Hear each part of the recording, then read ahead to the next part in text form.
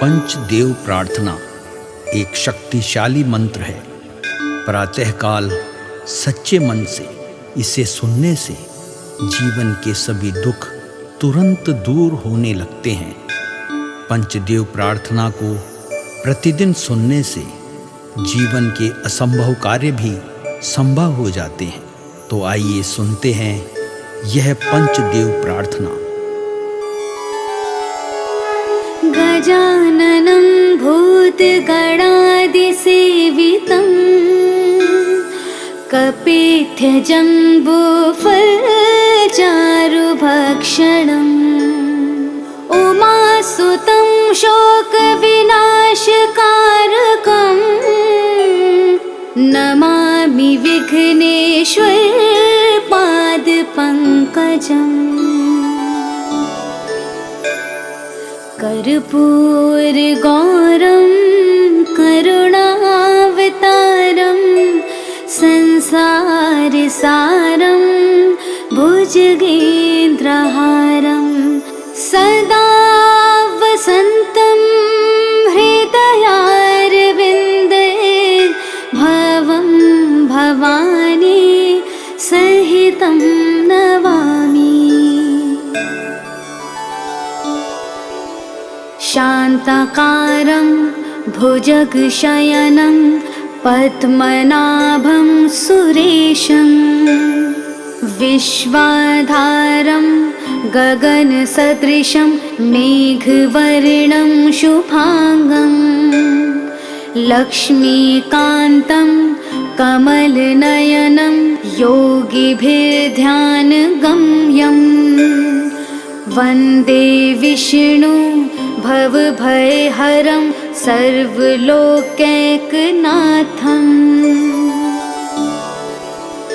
नीलाम्बुजश्यामलकोमलाङ्गं सीतासमारोपितवामभागं पाणो महासायकचारुचापं नमामि रामं रघुवंशनाथम्। मनोजवं मारुततुल्यवेगं जितेन्द्रियं बुद्धिमतां वरिष्ठं वातात्मजं वानुरयूथमुख्यं श्रीरामदूतं शरणं प्रपद्ये। करारविन्देन पादारविन्दं मुखारविन्दे विनिवेशयन्तं वटस्य पत्रस्य पुटेश्यानं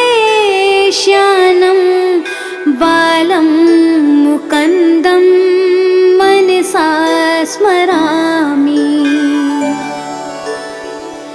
या देवी सर्वभूतेषु शक्तिरूपेण संस्थिता नमस्तस्यै नमस्तस्यै नमस्तस्यै नमो नमः।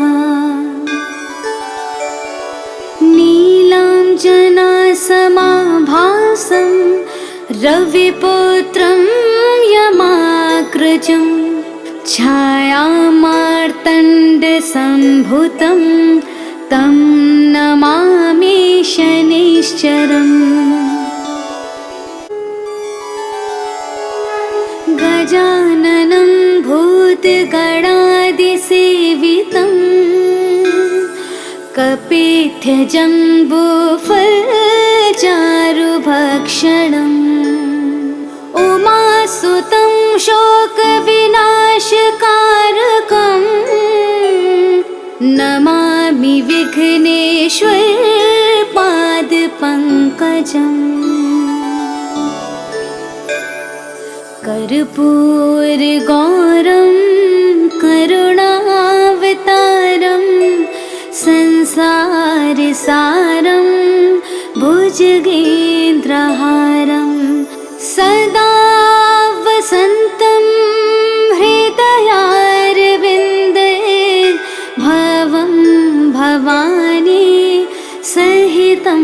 नमामि। शान्ताकारं भुजगशयनं पद्मनाभं सुरेशं विश्वाधारं गगनसदृशं मेघवर्णं शुभांगं लक्ष्मीकान्तं कमलनयनं योगिभिर्ध्यानगम्यं वन्दे विष्णु भवभयहरं सर्वलोकैकनाथम्।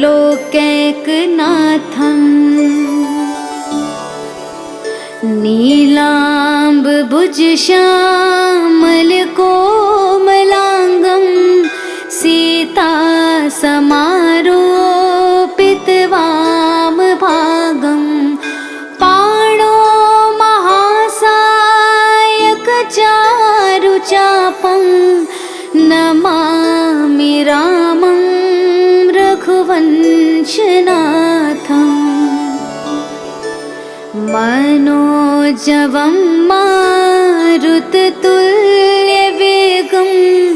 जितेन्द्रियं बुद्धिमतां वरिष्ठं वातात्मजं वानुरयूथमुख्यं श्रीरामदूतं शरणं प्रपद्ये। करारविन्देन पादारविन्दं मुखारविन्दे विनिवेशयन्तं वटस्य पत्रस्य पुटेश्यानं बालं मुकुन्दं मनसा स्मरामि। या देवी सर्वभूतेषु शक्तिरूपेण संस्थिता नमस्तस्यै नमस्तस्यै नमस्तस्यै नमो नमः। नीलाञ्जनासमाभासं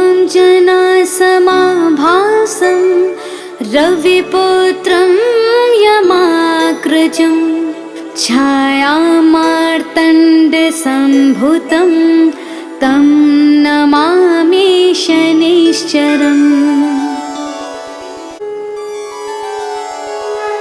गजाननं भूतगणादिसेवितं कपित्थजम्बूफलचारुभक्षणम् उमासुतं शोकविनाशकारकं नमामि विघ्नेश्वरपादपङ्कजम्। कर्पूरगौरं करुणावतारं संसारसारं भुजगेन्द्रहारं सदा वसन्तं हृदयारविन्दे भवं भवानी सहितं नमामि।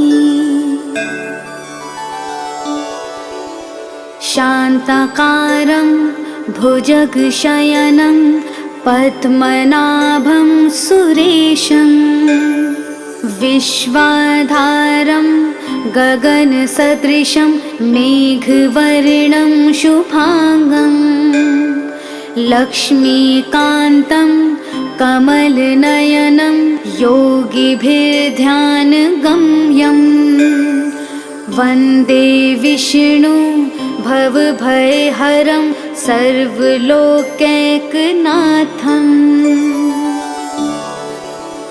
नीलाम्बुजश्यामलकोमलाङ्गं सीतासमारोपितवामभागं पाणो महासायकचारुचापं नमामि रामं रघुवंशनाथम्। मनोजवं मनोजवं मारुततुल्यवेगं जितेन्द्रियं बुद्धिमतां वरिष्ठं वातात्मजं वानुरयोधमुख्यं श्रीरामदूतं शरणं प्रपद्ये। करारविन्देन पादारविन्दं मुखारविन्दे विनिवेशयन्तं वटस्य पत्रस्य पुटेश्यानं बालं मुकुन्दं मनसा स्मरामि। या देवी सर्वभूतेषु शक्तिरूपेण संस्थिता नमस्तस्यै नमस्तस्यै नमस्तस्यै नमो नमः। नीलाञ्जनासमाभासं रविपुत्रं यमाग्रजं छायामार्तण्डसम्भूतं तं नमामि शनैश्चरम्। गजाननं भूतगणादिसेवितं कपित्थजम्बूफलचारुभक्षणम् उमासुतं शोकविनाशकारकं नमामि विघ्नेश्वरपादपङ्कजम्। कर्पूरगौरं करुणावतारं संसारसारं भुजगेन्द्रहारं सदा वसन्तं हृदयारविन्दे भवं भवानी सहितं नमामि। शान्ताकारं भुजगशयनं पद्मनाभं सुरेशं विश्वाधारं गगनसदृशं मेघवर्णं शुभांगं लक्ष्मीकान्तं कमलनयनं योगिभिर्ध्यानगम्यं वन्दे विष्णु भवभयहरं सर्वलोकैकनाथम्।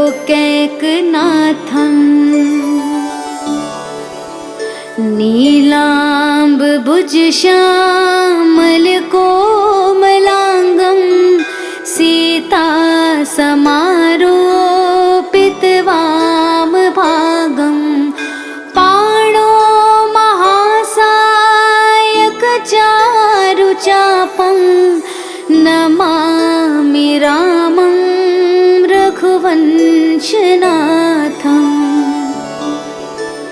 मनोजवं मारुततुल्यवेगं जितेन्द्रियं बुद्धिमतां वरिष्ठं वातात्मजं वानुरयोधमुख्यं श्रीरामदूतं शरणं प्रपद्ये। करारविन्देन पादारविन्दं मुखारविन्दे विनिवेशयन्तं वटस्य पत्रस्य पुटेश्यानं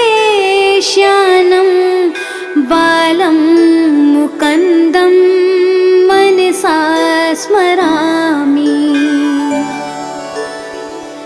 या देवी सर्वभूतेषु शक्तिरूपेण संस्थिता नमस्तस्यै नमस्तस्यै नमस्तस्यै नमो नमः। नीलाञ्जनासमाभासं रविपुत्रं यमाग्रजं छायामार्तण्डसम्भुतं तं नमामि शनैश्चरम्। गजाननं भूतगणादिसेवितं कपित्थजम्बूफलचारुभक्षणम् उमासुतं शोकविनाशकारकं नमामि विघ्नेश्वरपादपङ्कजम्। कर्पूरगौरं करुणावतारं संसारसारं भुजगेन्द्रहारं सदा वसन्तं हृदयारविन्दे भवं भवानी सहितं नमामि। शान्ताकारं भुजगशयनं पद्मनाभं सुरेशं विश्वाधारं गगनसदृशं मेघवर्णं शुभांगं लक्ष्मीकान्तं कमलनयनं योगिभिर्ध्यानगम्यं वन्दे विष्णु भवभयहरं सर्वलोकैकनाथम्।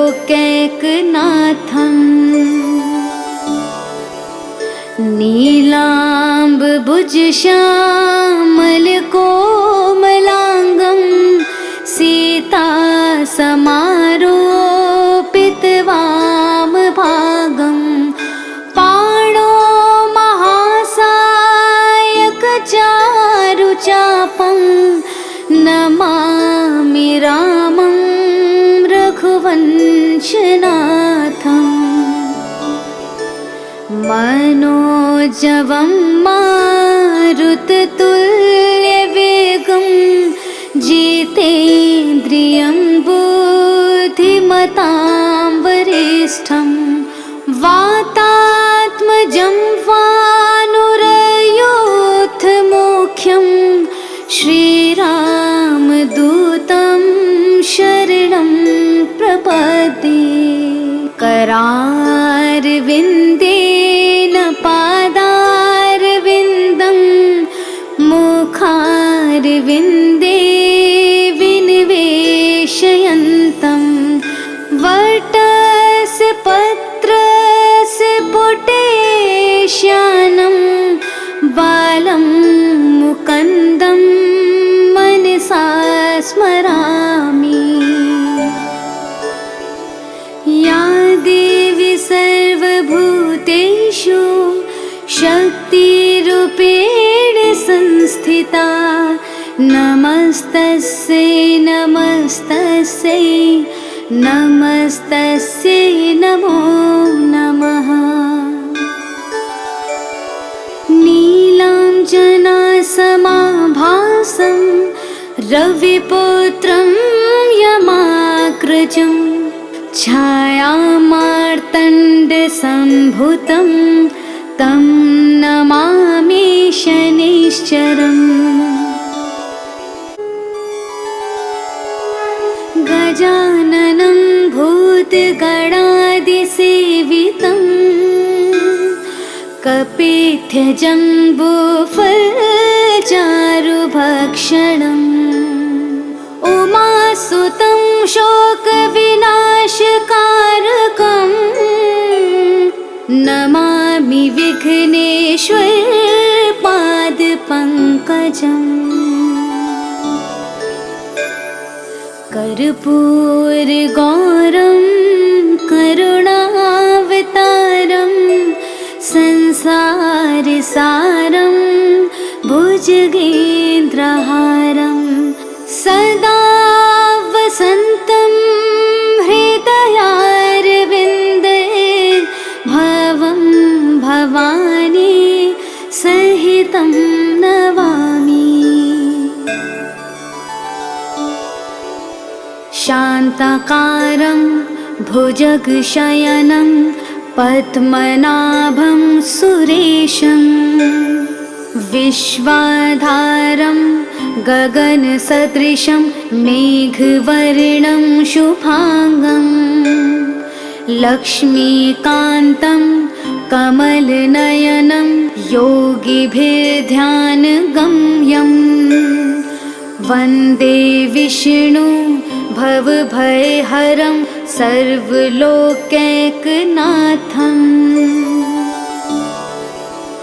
नीलाम्बुजश्यामलकोमलाङ्गं सीतासमारोपितवामभागं पाणो महासायकचारुचापं नमामि रामं रघुवंशनाथम्। मनोजवं मारुततुल्यवेगं जितेन्द्रियं बुद्धिमतां वरिष्ठं वातात्मजं वानुरयूथमुख्यं श्रीरामदूतं शरणं प्रपद्ये। करारविन्देन पादारविन्दं मुखारविन्दे विनिवेशयन्तं वटस्य पत्रस्य पुटेश्यानं बालं मुकुन्दं मनसा स्मरामि। या देवी सर्वभूतेषु शक्तिरूपेण संस्थिता नमस्तस्यै नमस्तस्यै नमस्तस्यै नमो नमः। नीलाञ्जनासमाभासं रविपुत्रं यमाग्रजं छायामार्तण्डसम्भुतं तं नमामि शनैश्चरम्। गजाननं भूतगणादिसेवितं कपिध्वजम्बूफलचारुभक्षणम् उमासुतं शोकविनाशकारकं नमामि विघ्नेश्वरपादपङ्कजम्। कर्पूरगौरं करुणावतारं संसारसारं भुजगेन्द्रहारं सदा वसन्तं हृदयारविन्दे भवं भवानी सहितं नमामि। शान्ताकारं भुजगशयनं पद्मनाभं सुरेशं विश्वाधारं गगनसदृशं मेघवर्णं शुभांगं लक्ष्मीकान्तं कमलनयनं योगिभिर्ध्यानगम्यं वन्दे विष्णु भवभयहरं सर्वलोकैकनाथम्।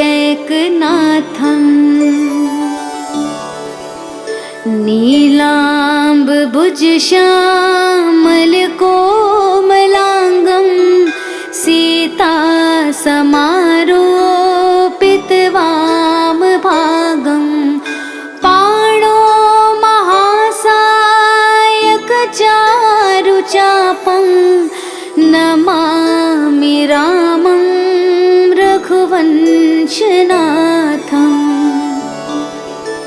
मनोजवं मारुततुल्यवेगं जितेन्द्रियं बुद्धिमतां वरिष्ठं वातात्मजं वानुरयोधमुख्यं श्रीरामदूतं शरणं प्रपद्ये। करारविन्देन पादारविन्दं मुखारविन्दे विनिवेशयन्तं वटस्य पत्रस्य पुटेश्यानं बालं मुकुन्दं मनसा स्मरामि। या देवी सर्वभूतेषु शक्तिरूपेण संस्थिता नमस्तस्यै नमस्तस्यै नमस्तस्यै नमो नमः। नीलाञ्जनासमाभासं रविपुत्रं यमाग्रजं छायामार्तण्डसम्भुतं तं नमामि शनैश्चरम्।